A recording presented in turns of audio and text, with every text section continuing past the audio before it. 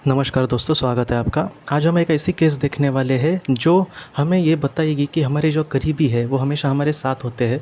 कभी-कभी हाँ, पृथ्वी पर हमारे सामने बहुत सारी मर्यादाएं होती है, तो इस वजह से हमें पता नहीं चलता। लेकिन ये आज की जो केस है वो हमें पूरी तरह से ये बताने में सक्षम है। ये जो आज की कहानी है वो life after life Raymond Moody ji की इस किताब से ली गई है। और इस कहानी में उस कहानी में ज़्यादातर कैरेक्टर को नाम ही नहीं दिए, सिर्फ 1-2 पैराग्राफ में उनकी जानकारी वगैरह दी है, लेकिन हम कैरेक्टर को नाम देते हैं सिल्वेस्टर। ये कहानी जो है सिल्वेस्टर की है। वो बहुत ही ज़्यादा बीमार थे अस्पताल में, और एक वक्त ऐसा आया था कि वो लोगों के लिए मर चुके हैं। मतलब उनके शरीर कोई भी हलचल नहीं कर रहा था, और लेकिन फिर भी वो कहीं ना कहीं ज़िंदा थे। वो ये कहते हैं सिल्वेस्टर कि बॉब नाम का उनका एक दोस्त था, तो वो कुछ हफ्ते पहले उसका खून हुआ था और इस दुनिया से वो चला गया था। सिल्वेस्टर जी ये कहते हैं कि वो अपने शरीर से बाहर अपने आप को महसूस कर रहे थे, लेकिन फिर भी वो समझ नहीं पा रहे थे इस दुनिया को। उनके लिए ये सारी चीज़ें नई थी। तो सिल्वेस्टर जी ये कहते हैं कि जो बॉब था वो उनके समीप कहीं ना कहीं खड़ा था। मतलब उनको उसका जो महसूस उसका हो रहा था, अंदेशा हो रहा था उसका।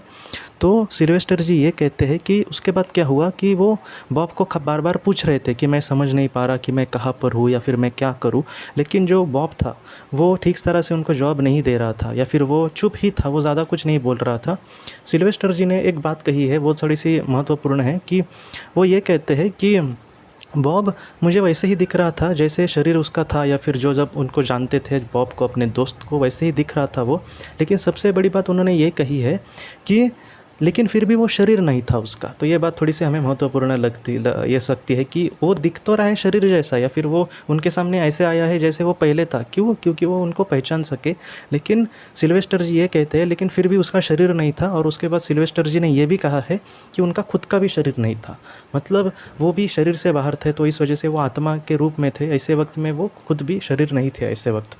तो उसके बाद सिल्वेस्टर जी ये कहते हैं कि उनकी जो हालत थी, जो डेंजर उनका जोन था, या थोड़े से उससे वो थोड़ा सा ठीक होते गए, या फिर उनका शरीर रिकवर होता गया और धीरे धीरे उनका शरीर ठीक होता गया।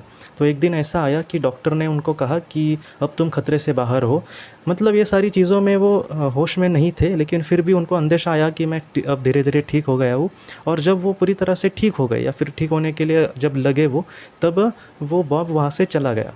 मतलब एक कहीं ना कहीं सिल्वेस्टर जी ये कहते हैं कि उनको ये पता था कि सिल्वेस्टर जी खुद कहते हैं कि कहीं ना कहीं वो मेरा इंतज़ार कर रहा था कि वो एक विशिष्ट सीमा रेखा से आगे आते हैं क्या। अगर वो आते, मतलब समझो इस दुनिया से छोड़कर वो उस दुनिया में प्रवेश करते, तो बॉब सारी चीज़ें उनको कह सकता था, या फिर सारी चीज़ें समझा कर कहने वाला था। लेकिन उनका मरना उस वक्त तय नहीं था। तो इस वजह से सिल्वेस्टर जी ये कहते हैं कि बॉब मेरी कहीं ना कहीं सुरक्षा के लिए आया था। अब दोस्तों, मैं दूसरी बात आपसे कहता हूँ कि अनीता मूरजानी जी की जो किताब है, जब उनको एनडी का एहसास हुआ था, तब उन्होंने एक वाक़या कहा था। तकरीबन 1-1.5 साल 2 साल वो इस बीमारी से जूझती रही थी, और वो बहुत ही ज़्यादा परेशान थी उस वक्त।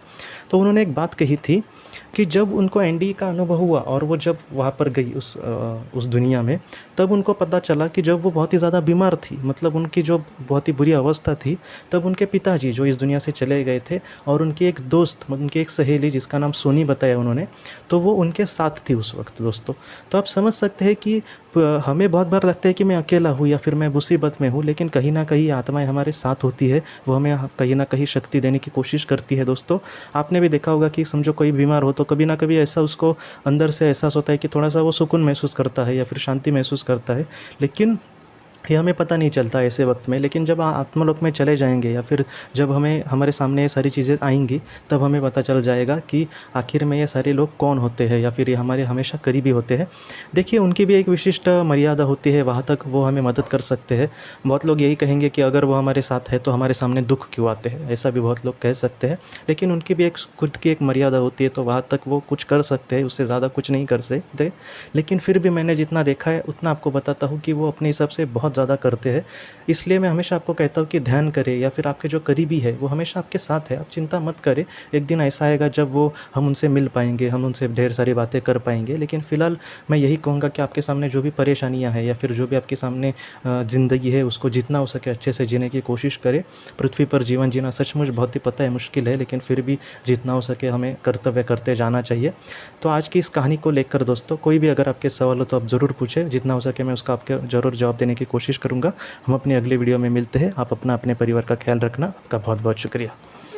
ज़िंदगी की रोशनी ये संस्था ऐसे लोगों के लिए काम करती है जिन्होंने किसी अपने को खोया है या फिर जो लोग अपनी ज़िंदगी में बहुत ही ज़्यादा दुखी है। जो लोग इस संस्था से जुड़ते हैं उनको तकरीबन 50 किताबें भेजी जाएगी उनके व्हाट्सएप पर या फिर ईमेल पर। ये किताबें आत्मलोक या फिर मौत के बाद हमारे साथ क्या होता है, इन सारी चीज़ों की आपको पूरी तरह से जानकारी देगी। और इसके साथ साथ आपको एक पास्ट लाइफ रिग्रेशन थेरेपी की ऑडियो भी भेजी जाएगी। इस ऑडियो की मदद से आप घर बैठे अपनी पास्ट लाइफ रिग्रेशन करने की कोशिश कर सकते हो। बहुत लोग पास्ट लाइफ रिग्रेशन थेरेपिस्ट के पास किसी कारण के वश नहीं जा सकते, तो ऐसे लोगों के लिए मदद के लिए ये ऑडियो तैयार की गई है। तो आप ज़रूर इस संस्था से जुड़े। इस संस्था से जुड़ने के लिए सामने जो व्हाट्सएप का नंबर दिया है, आप कृपया उस पर संपर्क करें। आपका बहुत बहुत शुक्रिया।